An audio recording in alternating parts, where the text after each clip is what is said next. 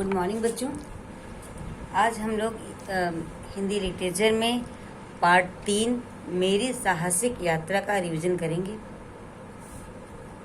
इस पाठ में बच्चों लेखक ने अपने यात्रा वृत्तांत के कुछ रोचक प्रसंगों के बारे में बताया है।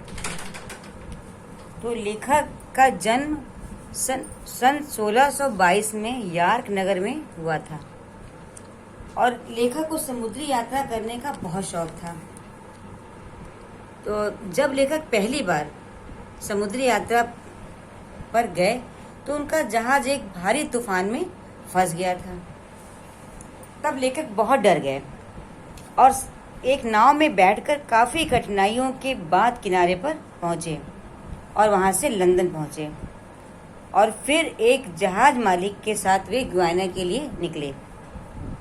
गुयाना से लौटते समय लेखक के जहाज पर समुद्री डाकुओं ने हमला कर दिया और लेखक को अपना दास बना लिया। लेखक को समुद्री डाकुओं के लिए मछलियां पकड़ने के लिए समुद्र में जाना पड़ता था और इस काम के लिए उन्हें बहुत अच्छी नाव मिली हुई थी।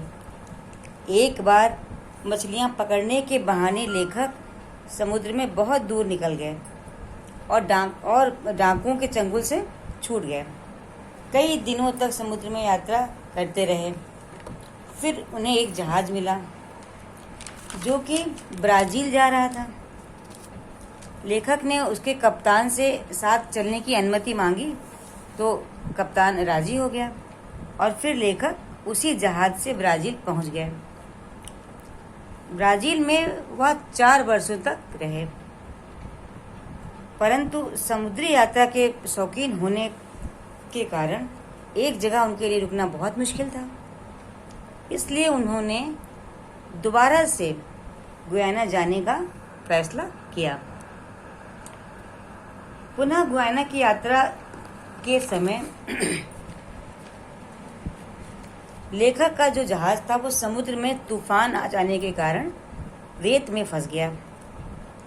इस वजह से लेखक को वहां से निकलने में बहुत मुश्किल हुई। बड़ी कठिनाइयों का सामना करते हुए लेखक एक नाव के सहारे पास के एक टापू पर पहुंचे। लेखक के साथ में 2 बिल्ली और एक कुत्ता भी था। बड़ी कठिनाइयों और मुसीबतों को झेलते हुए लेखक वहां पर रह रहे थे। हर समय उन्हें जंगली लोगों का भय बना रहता था कि कहीं वे उन्हें मार न डालें, क्योंकि द्वीप के आसपास सब जंगली लोग ही रहा करते थे। और वहीं पर लेखक को एक फ्राइडे नामक कैदी मिला जिसको उन्होंने जंगलियों के चंगुल से छुड़ाया था। उस समय बच्चों दास प्रथा बहुत प्रचलित थी, तो ये फ्राइडे भी एक कैदी था जिसको कि जंगलियों ने वहाँ पर अपना दास बना लिया था। पहले कोई किसी को अगर बंदी बनाता था, पकड़ता था, तो उसको अपने दास के रूप में इस्तेमाल करने लगता था। तो इस प्रकार फ्राइडे जंगलियों का कैदी था और लेखक ने उसे उनके चंगुल से बचाया था। तो वह लेखक के साथ ही रहने लगा। और लेखक को इस तरह द्वीप पर रहते हुए कई वर्ष बीत गए।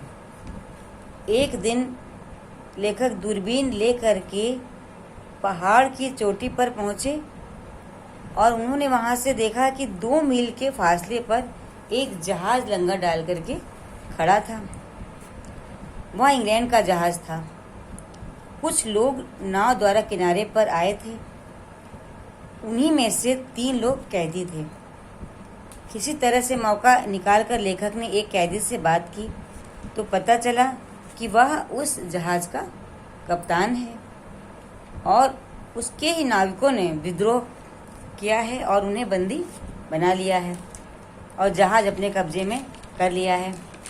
तब लेखक ने इंग्लैंड के जहाज के कप्तान से उसकी सहायता करने के लिए कहा और साथ में ये भी कहा कि वह उन्हें अपने साथ इंग्लैंड लेकर के जाएगा।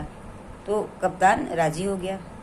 इसके बाद लेखक ने बहुत ही बहादुरी से डटकर कप्तान के विद्रोहियों का मुकाबला किया और उन्हें पराजित भी किया और जहाज को मुक्त कराकर कप्तान को सौंपा। इस प्रकार फिर कप्तान के साथ लेखक अपने देश आ गए।